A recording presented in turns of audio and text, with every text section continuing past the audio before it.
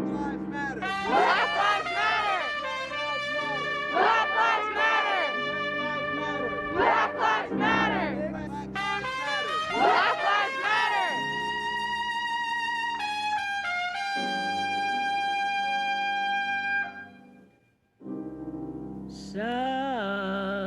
These young people are fighting for their future, and they are also the most vulnerable.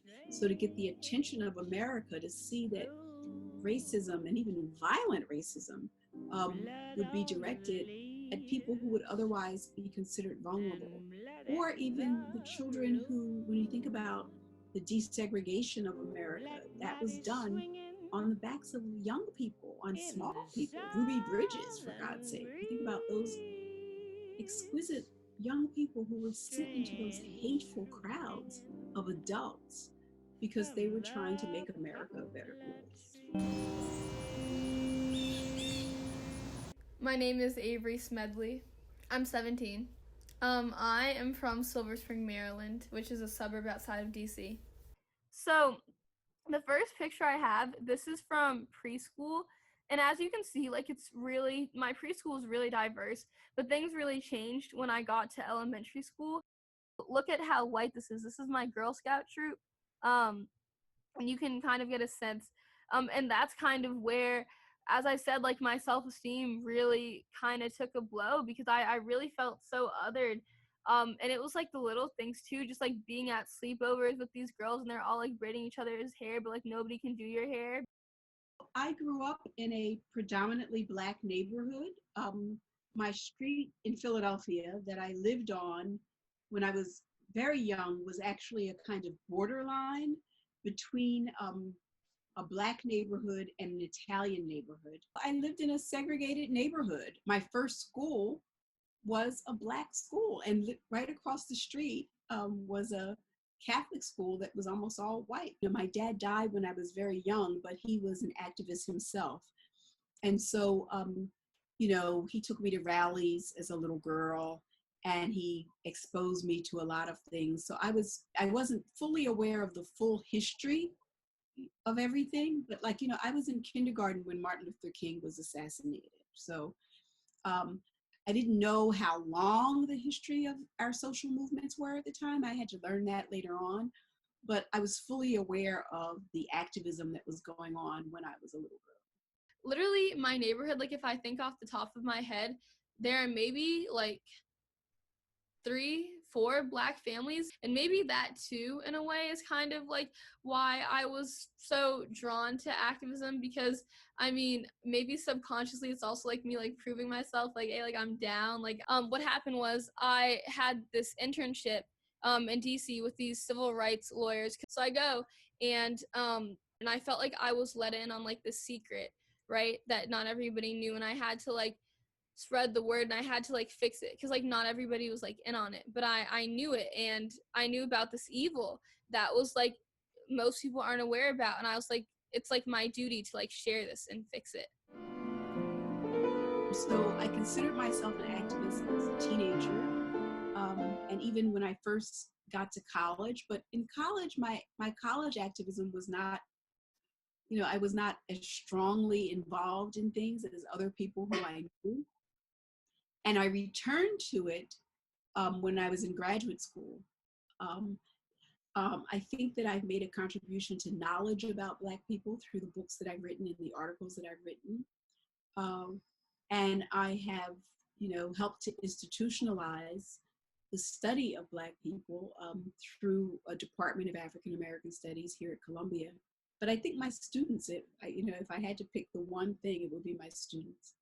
My organization, Students Toward Equitable Public Schools, which I thought was so important because there really wasn't anything like it, where you have like the primary stakeholders and like those marginalized students who are in the system advocating for themselves while they're in it. So I really felt that it was so important to center like voices of color and really start an organization devoted to education equity, especially as it relates to racial equity.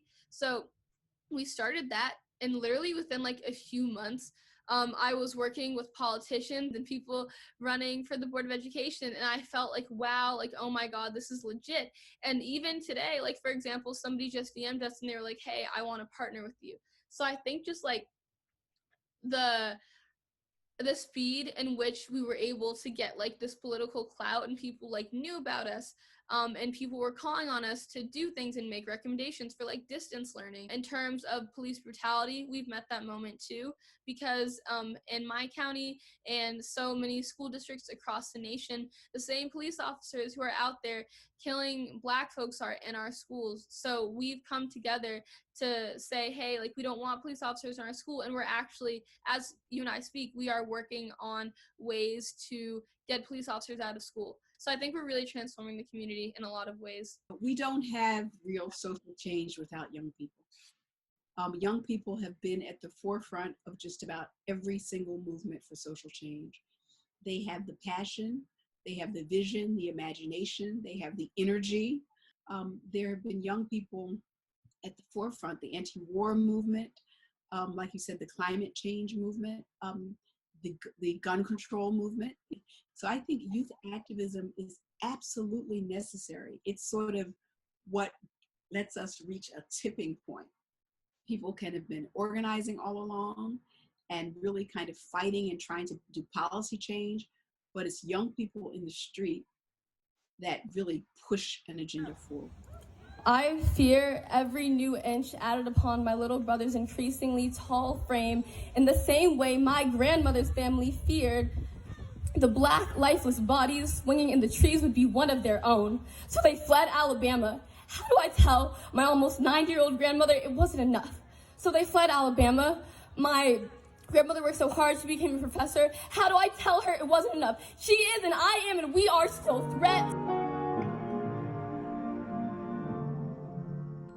It's a really collective thing that we all have to do. It's a collective racial reckoning that this whole nation has to do. So honestly, like, to the world, like, don't believe like what you've been taught in school. Like, look into it more and do your part. I've been amazed at the way my student group has been able to like influence our community and our policy in just like a few months. So you would be amazed at what you can do. The power of people coming together, that there is nothing like the power of people coming together, and that it's never too late to join the fight for change.